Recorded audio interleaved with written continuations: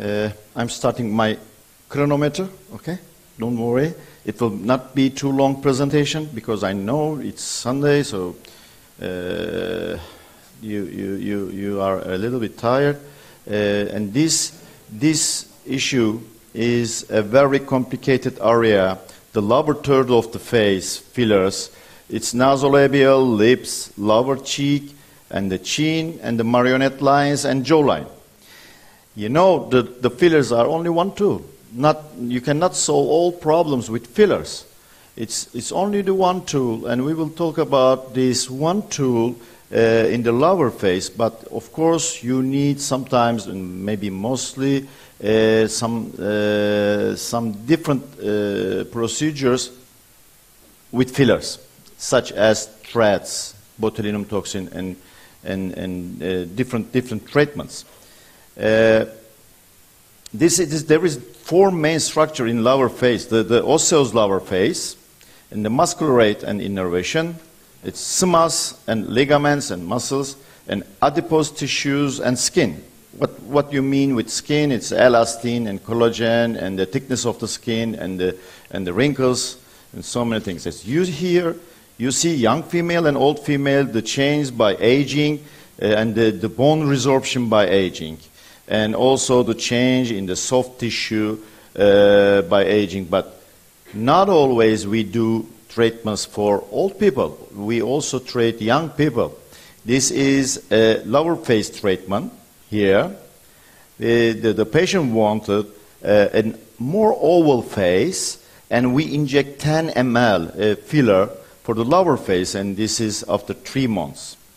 And you do an entry point from here with cannula and fanning technique, fill 4 millimeters for here, or 1 millimeter for here, and 4 other milliliter for the left side, and this is totally 10 milliliter filler. And this is the depth of the filler is subdermal plane, not deep compartments. But here in mid-face, we always use fillers in the deep fat compartments. But in the lower face, we do it subdermally. Here you see the importance of the lower face, the beauty concept. It's very trendy. The jawline and the chin projection, cheeks, lips are very important for treatment of also young people, not only the old patients. For chin, we have so many different techniques for measurements, but the common measurements, you know, the nasion and the pogonion, and you see this line, this angle, we call it Legan's angle, and to calculate how we correct the retrognathy in the chin for augmentation, and how we correct this angle. Okay? Change. Okay. And when you treat the chin, the hyperdynamic mental muscles and dimple chin should be treated 1 week ago before the procedure.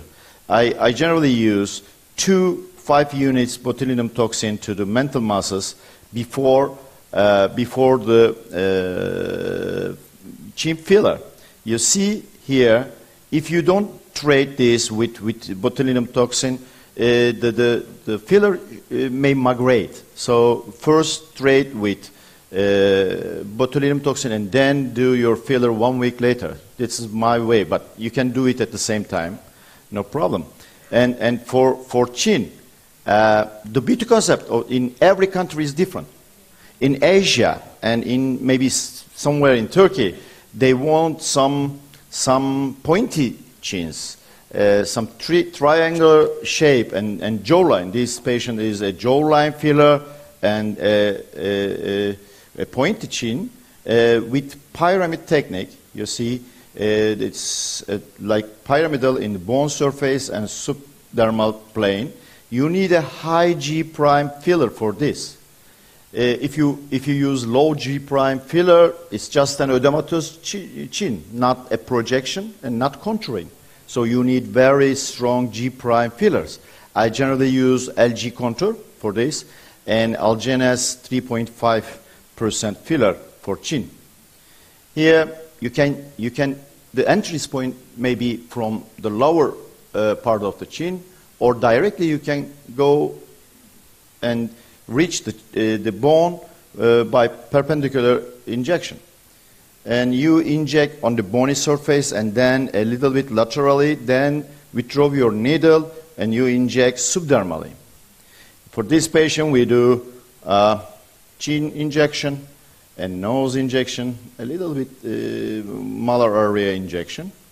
And it's relatively safe, this 1 centimeter laterally and 1 centimeter this laterally places. 2 centimeter is relatively safe. But when you go more than 1 centimeter, there is some artery here, so you have to be very careful.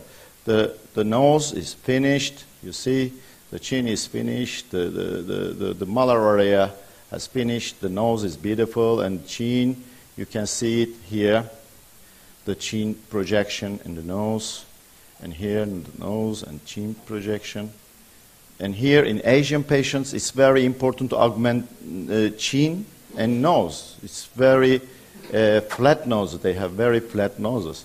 And we inject marionette line for this patient in the chin and the nose. And for this kind of patient, this is not my rhinoplasty. Don't understand wrong. It's not a good rhinoplasty. But she wants more definite the mandible line and the chin, the pointy chin. From front view, you cannot see sometimes very good results, but here, this is combination. Which combination? We did the liposuction of neck and chin injection. You did the Botox injection, this mentalis muscles, 5 units here and 5 units here, and you did the filler here, not here. You just touch the bone, hit the bone, and aspirate, and then inject bolusously. Sometimes we use fillers with high G prime fillers to reconstruct the bone defects, not only aesthetic purposes, but we also use to correct the deformities. Here, this area for chin injections is relatively safe area. Only 1%. On the 1% in the patients, this artery is going from the midline. So even if you are at the midline, you have to be careful and you have to be aspirate before injection. If you inject here, it can go to sublingual artery until your tongue. So you have to be careful in this place. It's not a totally safe place. Here, you see the artery is 2 centimeters away from the corner of the mouth, so you know where is it, the facial artery and its branch. You see, this is the submental artery. You have to be careful about the submental artery, not to inject in that artery. It can affect also the tongue. Here, you can see the cadaver. And here, nasolabial injection area, you see, it's not safe. Everybody thinks that it's very safe to inject nasolabial area, but no. You have to be very careful in this area. Here, you can see these 2 danger zones, 1 and 2, very superficial and not covered by muscle. So you have to be very careful in these 2 areas not to inject superficially. And because the vessels are very bare here, not covered by muscles. And for nasolabial area, this is relatively safe area to inject. Here, this is the bolus injection on periosteum to canine fossa area, and this is the subdermal fanning technique to fill. Okay, let's see a short video. Generally, we use a little bit more long needle for fanning technique and linear retrotracing technique. This is the safest technique in order to me. Linear retrotracing technique in subdermal plane. we inject subdermally linear retrotracing technique, and each time you have to aspirate at 5 seconds, at least 5 seconds. You have to aspirate it. And after you finish this fanning technique and filling the nasolabial area, if there is still, you need to feel something here in this canine fossa, you also add some filler. Mostly I start from canine fossa, but in this video I want to show how we inject subdermally the filler. So I start from subdermal injection, and then I will do bolus technique to canine fossa. Here, when we finish our injection, you see the improvement. You see the improvement, but still there is some area here needs to inject filler. You can touch the bone, hit the bone, and aspirate, and do some bolus injections in the canine fossa. And if you fill the canine fossa, you need very less filler to correct the nasolabial area. So always start from here and then do your nasolabial injection, okay? And after finish the procedure, do gentle massage, that's all. But I always do my massage not with glove, with gas, sterile gas, because your glove is not sterile so many times, so contamination is very, very big problem for fillers. And this is nasolabial injection, and this is lip injection at the same time. For marionette lines, it's one of the most difficult area to treat. You see the marionette lines formed by depressor anguli auris and the platysma muscle. And the increased laxity of the simas increase also the appearance of marionette line. So this is not only a problem about the loss of tissue, loss of soft tissue in this area. Also there is an increased laxity of simas and skin, sagging skin. The border is approximately 5 centimeter lateral to the midline. So this is generally the border of marionette line is this. You feel this part. And the most important area is here, the commissure, this area. If you start to feel here, it's very easy for you to correct the deformity. And after this area, in the mandibular margin, if you add some filler here, this area will be. Sorry? Okay. I have 7 minutes. 7 minutes. I have chronometer. Okay? This is a pre-treatment of marionette lice with botulinum toxin. And sometimes very dynamic muscles here. So you have to treat the muscles, hyperactivity, and then do some filler. So we generally inject here, sometimes a little bit maybe more superior part, but 3 or 5 units botulinum toxin for both sides is generally enough to correct the deformity. And if there is sagging skin here, the filler is not enough. You need some threads or facelift or mini facelift to correct the sagging skin. It's not, the filler is only one tool, not everything. So if you need too much injection in marionette lines, it means that you are doing something wrong. Don't inject too much filler, and don't inject more than 1 ml filler. And here, in this area, I generally use injections with superficially, not deep, just subdermally, with soft fillers. I use generally classic S for this area. This patient is nasolabial injection, nose injection, chin injection, and marionette injection in an Asian patient. And sometimes prejaw area is very big problem. This patient doesn't want any facelifting, so we have to correct it just by filling this prejaw area. In the first month, she was not happy, but in the 6th month, she's very happy to correct this deformity. the camouflage of sagging face with filling prejaw area. I prefer superficial injections in marionette lines, but of course, if the problem is different, you can choose different fillers and different depth. The augmentation of this oral commissure is very important, and start from the oral commissure. And multi-layer injection techniques, of course, if you need, you can use multi-layer injection techniques, but don't forget this area have a very big tendency to lumps. And the contamination is too much here, so you have to be very careful in this area because it may lead some granuloma, some pistulization, so you have to be careful. And subdermal injection, linear retrotracing, and punning injection technique, for me, is the best technique in this area. And bruising is very common in this area. So just warn your patient there will be some bruising in this area after treatment. Sorry, bir önceye gelebilir miyiz? Filler is only one tool, but sometimes can change the whole face appearance with a positive manner. Without lower face treatment, sometimes you cannot change the face appearance in the positive manner. Okay, here, this patient, I do rhinoplasty for this patient, but she was not happy.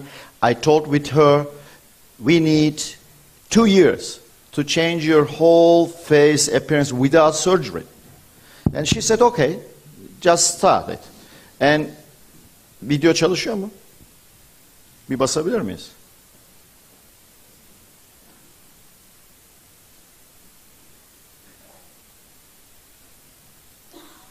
Okey, o dosyanın içinde videolar var mı acaba? Evet, orada şu üçüncü. Evet. Okay. Okay, let's start it. This is the last video.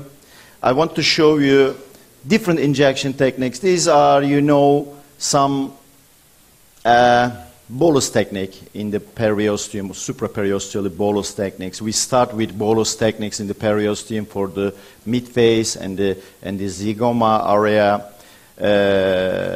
But the later stage, we use cannula to augment these places. This is relatively safe injection area, and here you should have in subdermal, deep subdermal plane. Here on the bone surface, supraperiosteally, and we start for injection to change the whole face of this patient. She was not happy with her face. I say, okay, we can just change your morphology by fillers, nothing else. And I start to use these fillers for 2 years. Every 4 months, we repeat some injections, and each time I use sometimes 4 injectors. It means 6 ml. Sometimes I use 10 ml. So it's huge amount. But after 2 sessions, something start to change. You see, after 4 sessions, the lower face and the upper face, something start to change. And this is after 2 years. Okay? The chin, the mandibular margin, and the mid face, and the whole face has been changed. Just remember before. And after 2 years, you can change the whole appearance with fillers.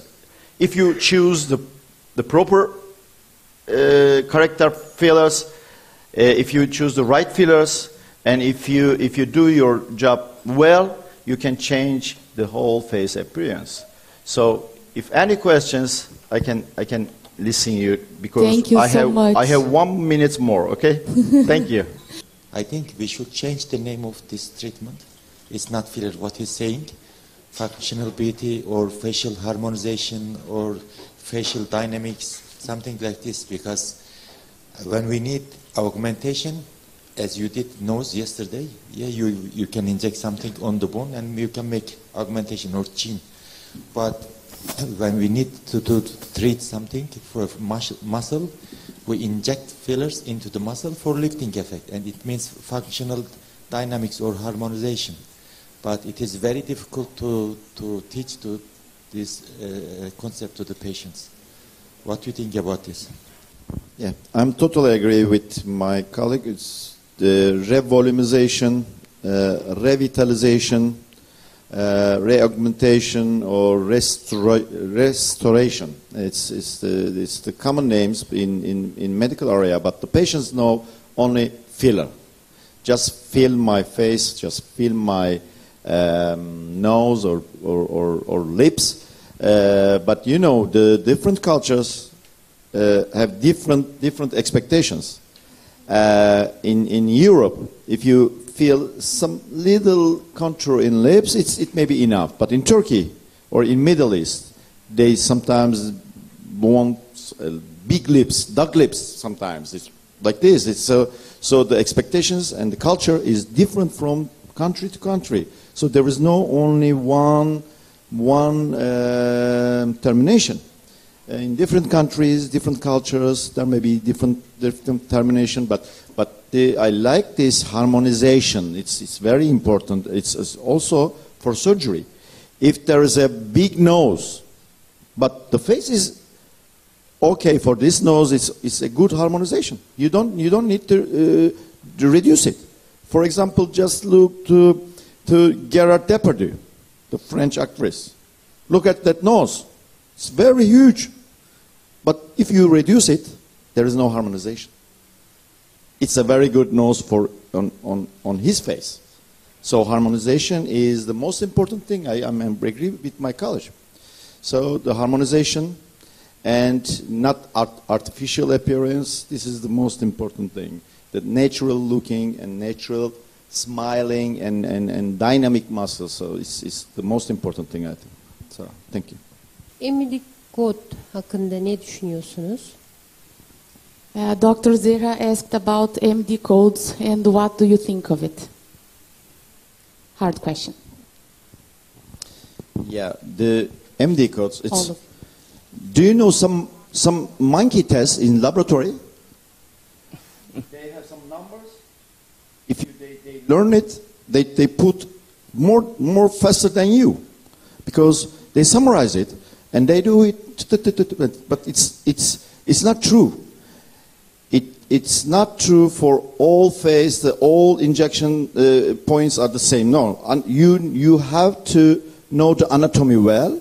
You have to approach anatomically, and also harmonizing face.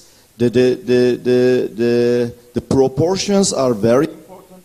Not only the points, also the depth of the injection, the proportions, the mimics, the muscles, and everything can change the injection points. So I don't believe that the standard injection points get the good results for every patient. Thanks. First visit, they come to you, I am 40 years old, never touch my face, I want to do, you know, when they come, they say, I want to do this. Which treatment you can start with? Which one you recommend? Botox, lip fillers, something? Do you any choice? I don't understand for the beginning. You have a patient, first visit, first time come to you and they want to do something for face, facial harmonization. First visit. Which treatment you recommend for start? You start with Botox or fillers for which area? If I treat a certain area, and if I think to treat with botulinum toxin and filler at the same area, in the certain area, I start with botulinum toxin. And then 1 week later or 2 to 10 days later, I do filler. But if there is different areas just need filler, then do filler. But if the certain area, if I do the both treatment, I prefer to do botulinum toxin first, because you can. If you do botulinum toxin after filler, it's not easy to remodelize the function of the muscle, and the migration may be more when the muscles are too dynamic in that area, especially in frontal area. If you want the frontal augmentation, and if you want to do it supraperiossally, the filler, I first treat the muscles. because if you don't treat muscles with botulinum toxin, you can see some migration in the fillers, accumulation here. So you have to stop the function of muscle here in the frontal area, and then 10 days later you can do your filler, especially in frontal area and the chin.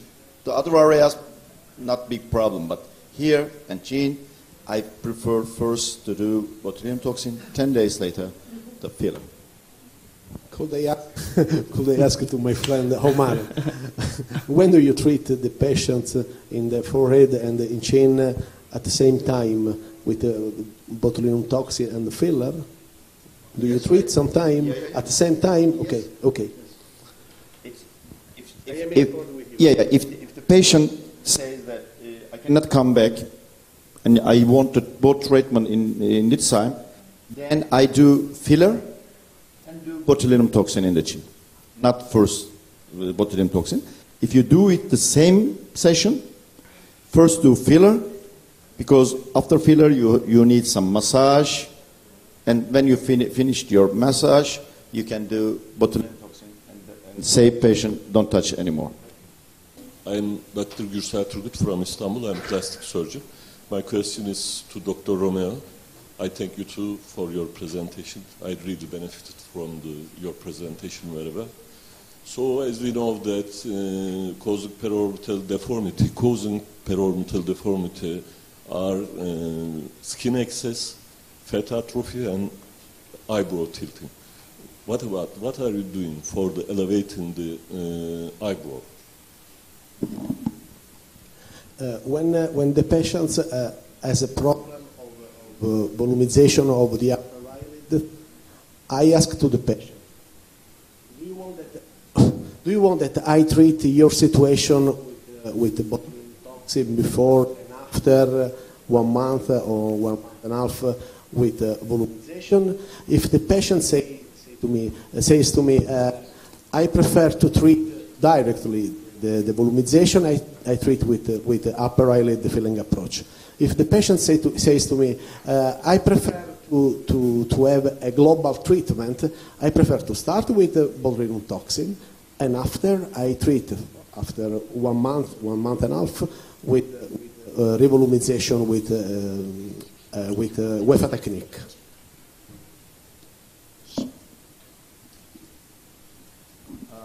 I have a question for Romeo. It was fantastic presentation, and I believe that you cannot see this kind of presentation anywhere else.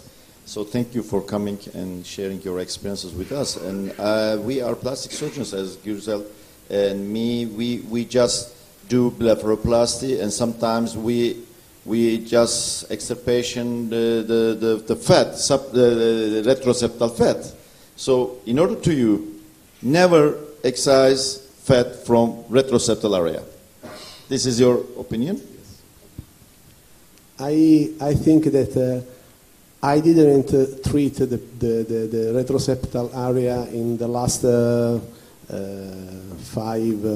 years. Because it's very difficult to have the case with important hypertrophy of the retroseptal fat pad. And in this case, I can treat with reduction of this fat pad. But in normal situation, when I have normal full eye, regular full eye, and dermatochalasis, I treat only with skin reduction, and sometimes I remove only the minimal portion of the lateral part of the muscle.